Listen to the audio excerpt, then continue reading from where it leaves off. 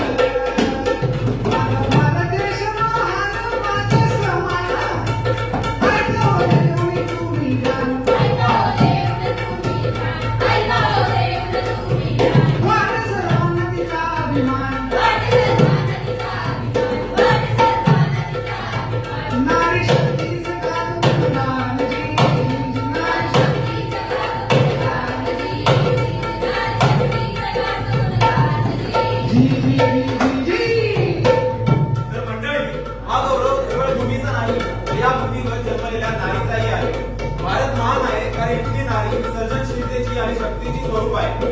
नारीकडे केवळ दुर्लक्षाने पाहू नका, तर तिच्या अस्तित्वाचा अभिमान बाळगा। नारी ही केवळ दुर्लभ नसून ती शक्तीची मोठी स्वरूप आहे आणि तिचं गुणगान करणं हे समाजाचं कर्तव्य आहे।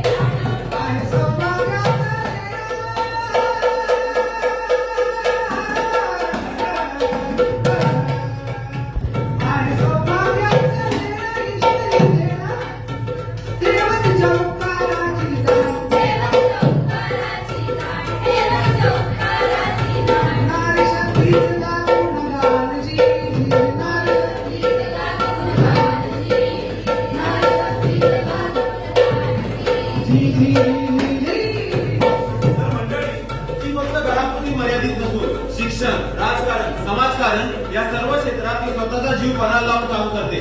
आज आपला समाज जे काही घडलाय त्यामागे नारीचे योगदान आहे हे आपल्याला विसरता कामा नये। नारी सशक्तीकरण म्हणजे हाच मोकळा श्वास।